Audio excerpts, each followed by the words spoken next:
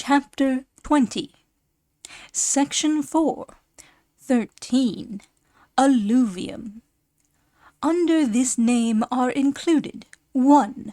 Marshland, composed of blue clay, silt, etc., produced by rivers. 2. Peat and subterranean forests. 3. Calcareous tufa, deposited by springs. 4. Sand and comminuted shells on the coast and drifted inland. These depositions are clearly the effect of local causes which still continue in operation, and appear to have proceeded with but little modification from the period when our continents assumed their present form. In Sussex, the marshlands, number 1, which from the flatness of their surface have received the provincial name of levels, constitute several extensive tracts, partially filling up valleys in the older formations. They perfectly correspond in the nature of their materials, and for the most part have a river flowing through them. A description of those of Lewis will serve to convey a correct idea of the whole.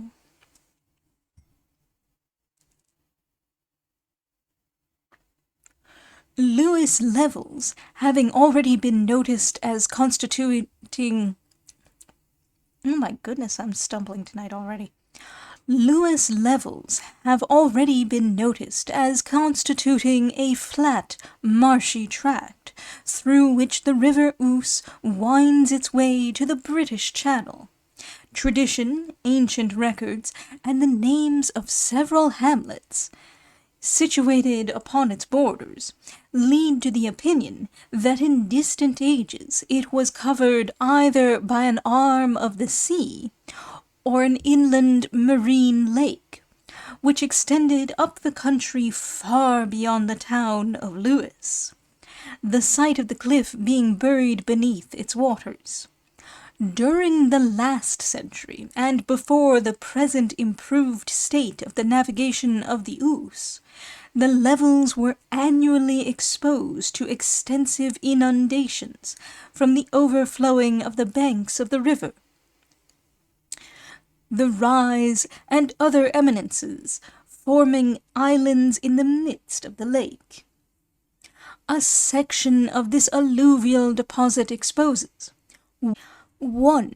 Pipe clay, the detritus of the chalk marl upon which it reposes, 1 foot. 2. Silt or blue clay, with marine and freshwater shells, from 5 to 25 feet. 3. Impure peat with trunks of trees, 5 feet. 4. Vegetable mold, 1 foot. Interspersions of white sand, gravel, and chalk rubble also occur in various places. The pipe clay is sufficiently plastic for the usual purposes to which that substance is applied, and is evidently the detritus of the chalk marl. The silt varies in thickness from 3 to 25, and in some instances to 30 feet. The lower part of the bed contains marine shells, the upper freshwater shells, but in the intermediate layers both kinds are indiscriminately mixed together. The shells correspond with the recent testacea of the adjacent river and sea, and I believe are common in other alluvial depositions near the coast. I am indebted to William Wood, Esquire, F.R.S., etc., of the Strand, for the following determination of their characters. Shells from the silt of the Lewis levels. Marine, 1. Turbo ulva. 2. Telena solidula. 3. Cardium edule. 4. Mactra listeri. Freshwater, 1. Helix planorbis, planorbis of Lamarck. 2. Helix cornea, planorbis cornea of Lamarck. 3. Helix stagnalis, limnea of Lamarck. 4. Helix palustris. 5. Helix limosa. 6. Helix putris. 7. Helix tentaculata. 8. Turbo fontinalis. 9. Telina cornea. Cyclis cornea of Lamarck. The peat consists of the remains of rushes, flags, and the foliage of various kinds of plants that affect a marshy soil. It occasionally contains the trunks of large trees.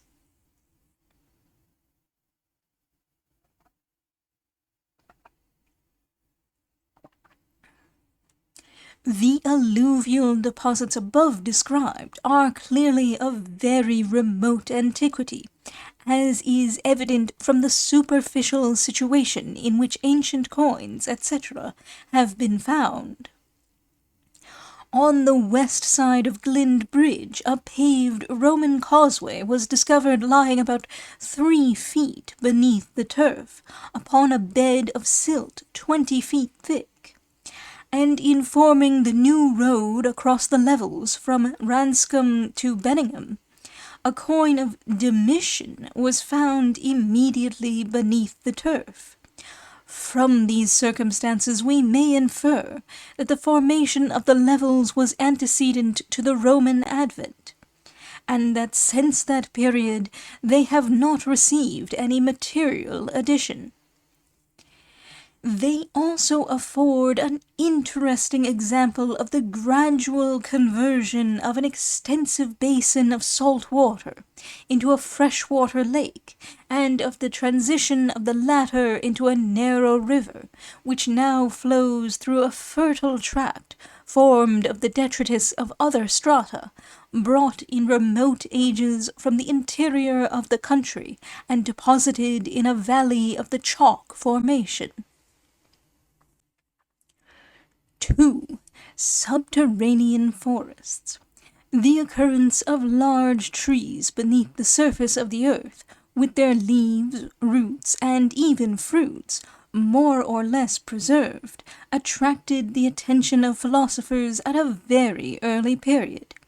These subterranean forests have been noticed in almost every part of England, and various conjectures offered in explanation of the catastrophes by which they have been overwhelmed. The subject has been ably treated by Mr. Parkinson, to whose work the reader is referred for an interesting account of the most remarkable examples.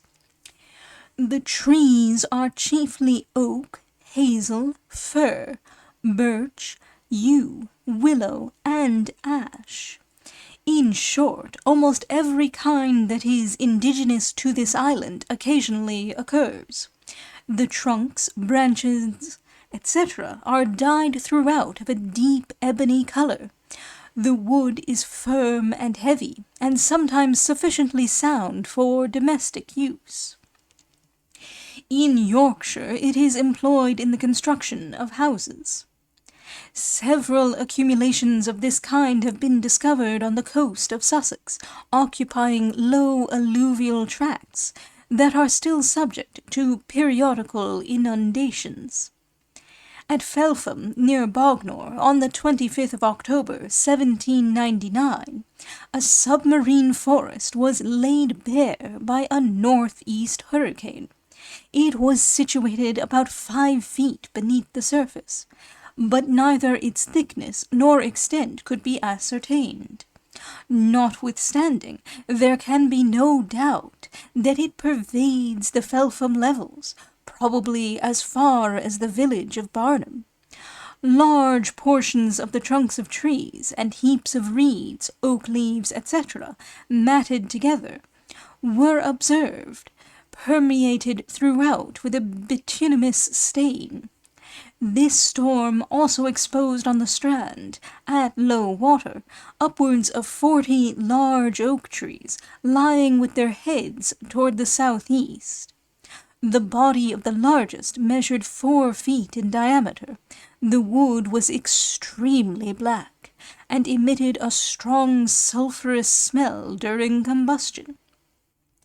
Trees of this kind have often been observed by the inhabitants of Bognor after a northeast storm, and doubtless may again be witnessed under similar circumstances by any curious inquirer. In Pevensey levels, the trunks of large trees have often been observed, embedded in a mass of decayed vegetables. The substratum is an inferior peat, with an intermixture of sand, reposing upon a thick bed of blue alluvial clay, containing marine shells of the same species as those that occur in Lewis levels. In that division of the marsh called Who Levels, a submarine forest was discovered a few years since. It lies in the western extremity of Bexhill parish, just above low water mark, adjacent to a manor farm of the Duke of Dorset, called Condon, nearly midway between Hastings and Eastbourne. The following description from an anonymous correspondent was published in the Gentleman's Magazine for 17-something. In this place there are the remains of 200 or more trees, which are firmly rooted to the soil, now become sand, and still retain their perpendicularity and original position. Some of the trees are 4 or 5 feet above the surface. Others have been cut down, or rather I conjecture worn away by the continued flux and reflux of the water. The ramifications, etc., of the roots are very perfect. The trees are of the same species as those of which our Sussex woods are composed, being principally oak and birch. At high water this spot is covered by the sea to the depth of 10 or 12 feet, so that it is evident that the earth must here have experienced some grand convulsion, as it is utterly impossible, under present circumstances, that any other than marine vegetation could thrive or even exist there.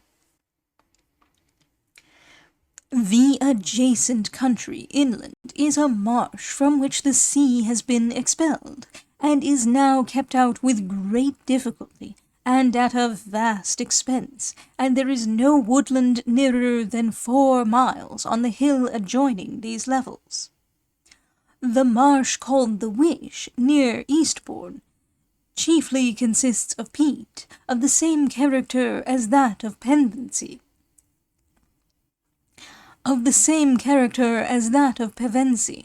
containing leaves, nuts, branches of trees, etc., and the bones of ruminants, and at Isfield, in sinking the well near the paper mill, a bed of similar materials was passed through. It is nearly 20 feet thick, and contains oak leaves, nuts, branches of trees, etc. 3. Calcareous tufa, deposited by springs flowing through limestone strata, etc. The deposition of calcareous earth from water flowing through beds of limestone is a fact so well known as to require but little comment. Springs of this kind occur in many parts of England, particularly in Derbyshire, where the incrustations they form are generally considered as petrifications, although certainly having no claim to that title. The chemical changes which give rise to the phenomena in question admit of an easy explanation. At the temperature of 60 degrees, lime is soluble in 700 times its weight of water, and if to this solution a small portion of carbonic acid be added, a carbonate of lime is formed, and precipitated in an insoluble state. If, however, the carbonic acid be in such quantity as to supersaturate the lime, it is again rendered soluble in water, and it is thus that carbonate of lime, held in solution by an excess of fixed air, not in actual combination with the lime, but contained in the water, and acting as a menstruum, is commonly found in all waters. Hence it is obvious that a deposition of carbonate of lime from water may be occasioned either from an absorption of carbonic acid, or from the loss of that portion which exists in excess. The only encrusting spring that occurs in Sussex has its source in the beds of limestone of the Iron Sand Formation. It is situated in a wood at Pounceford, between Heathfield and Burwash. It forms an inconsiderable cascade over a rock of sandstone, pursuing a tortuous course, deposits carbonate of lime on every extraneous body that lies in its channel, converting the mosses and other vegetables within reach of its waters into masses of calcareous tufa. The specimens in my possession consist of incrustations of mosses, small branches of trees, leaves, etc. Some of them are composed of a porous, friable calcareous earth, and others of a compact carbonate of lime of a subcrystalline structure, perfectly resembling the tufaceous depositions of Derbyshire. When recently collected, the moss on the surface was green and flourishing, and had evidently continued to vegetate through the roots, etc.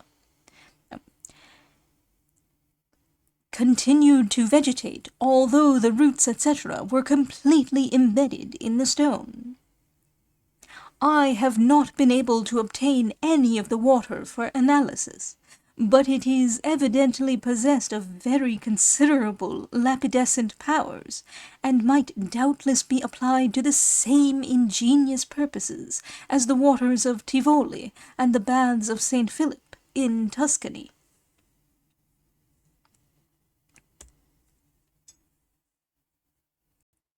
(4) Sand and comminuted shells on the coast, etc. Under this head I shall merely notice the low bank near the entrance of Shoreham Harbour. It is about 20 feet high, and consists of clay and marl, resting upon a bed of sand that contains the remains of shells in a very fragile and mutilated state. They appear to be of the same species as those which inhabit the adjoining sea.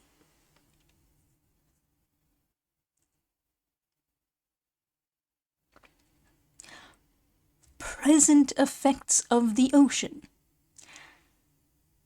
Having examined the various accumulations of mineral substances that are worthy of notice in the district comprehended in the present volume, and described the numerous organic remains distributed in the respective deposits, it now only remains to investigate the nature of those changes which are still produced by that element, of whose powerful effects we have seen such unequivocal manifestations. But the present operation of the sea seems to be wholly incapable of producing the important changes that have formerly taken place, and on the Sussex coast they are restricted to a gradual but constant destruction of the strata which compose its shores.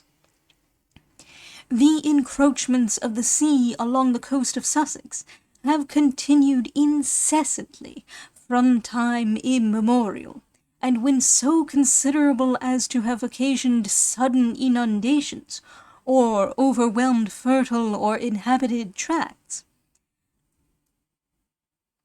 have been noticed in our historical records.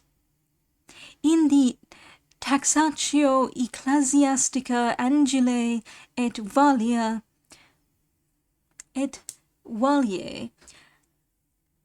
Auctoritate P. Nicholas, A.D. 1292, and Nonarum Inquisitiones in Curia Scacari, A.D. 1340, the following notices occur of the losses sustained by the action of the sea between the years 1260 and 1340, a period of only 80 years. At Pett, marshland overflowed by the sea, the tithes of which were valued at 2 marks per annum. Icklesham and Ringermersh, lands of which the tithes were 49 shillings 8 pence per annum. Thorney, 20 acres of arable and 20 acres of pasturage. Selsey, much arable land. Felpham, 60 acres of land. Middleton, 60 acres.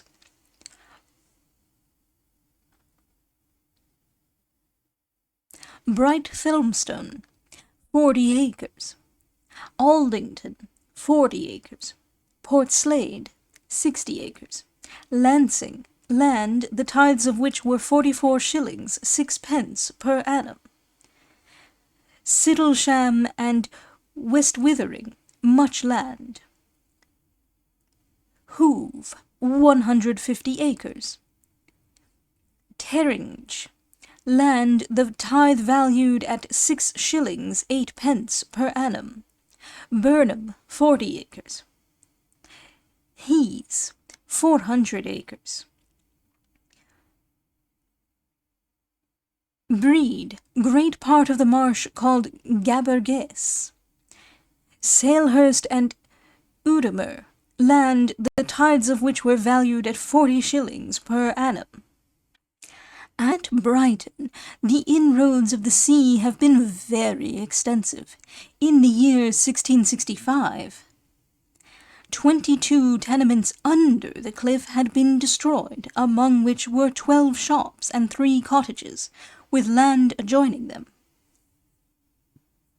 At that period, there still remained under the cliff 113 tenements, and the whole of these were overwhelmed in 1703 and 1705.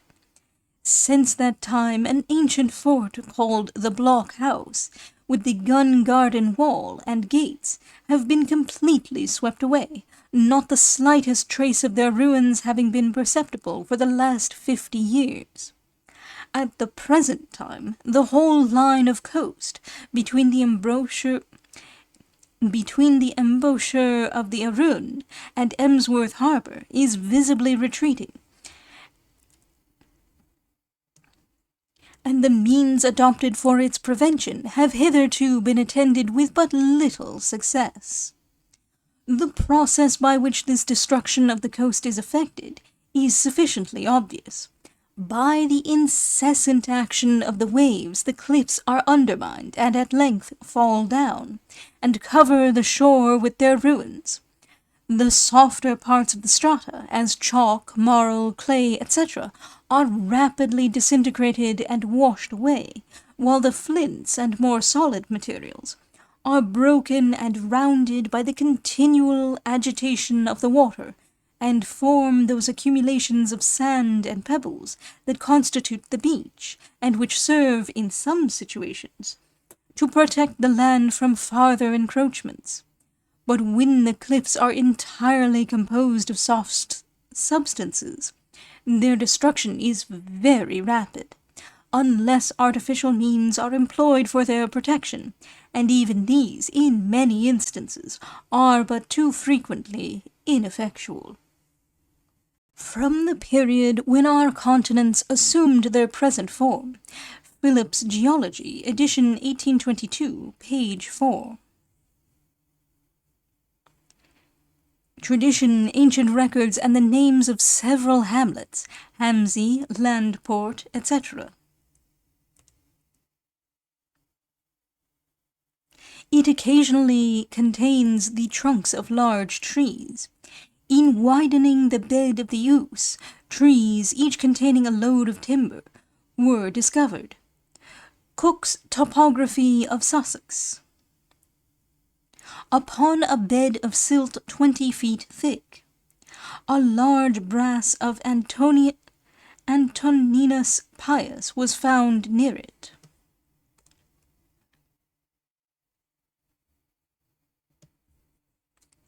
An extensive basin of salt water into a freshwater lake.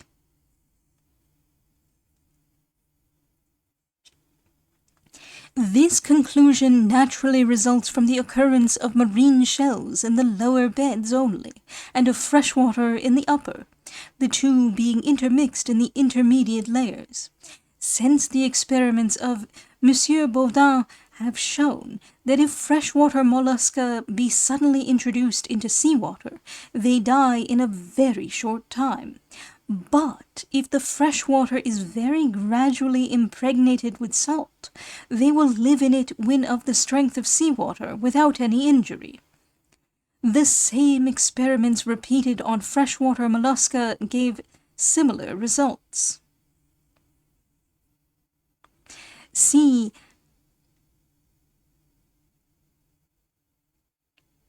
Annales de Chimistrie et Physique 2:32. The subject has been ably treated by Mr. Parkinson. Organic Remains, Volume 1, page 62, et seq.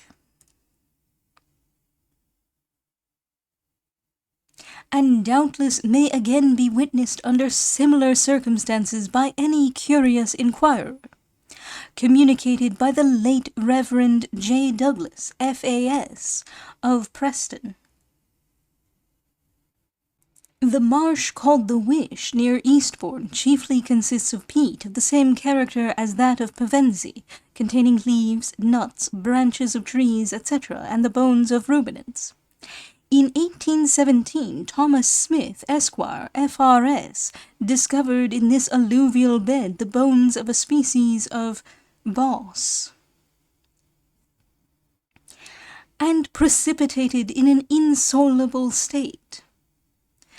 Organic Remains, Volume 1, page 373.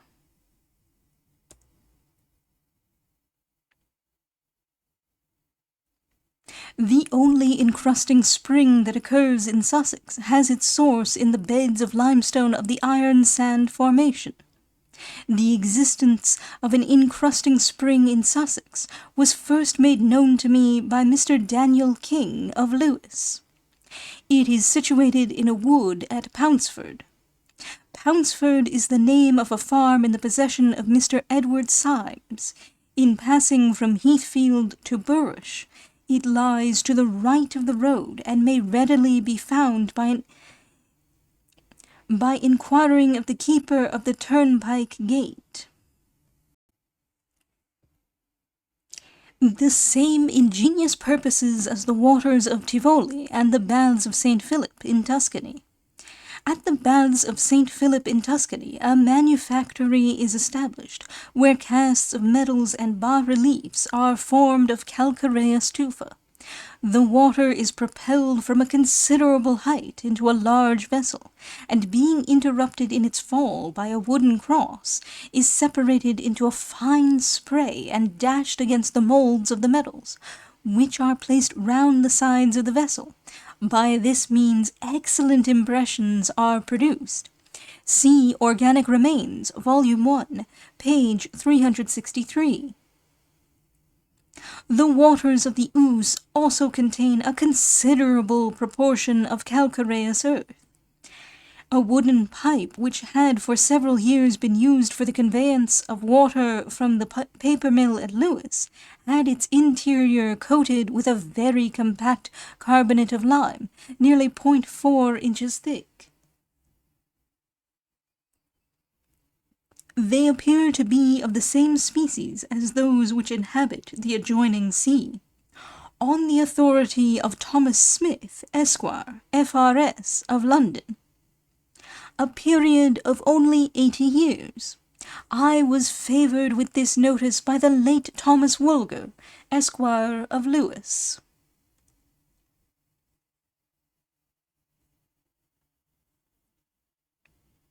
Not the slightest trace of their ruins having been perceptible for the last 50 years.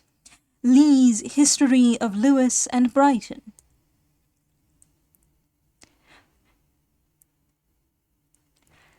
Have hitherto been attended with but little success.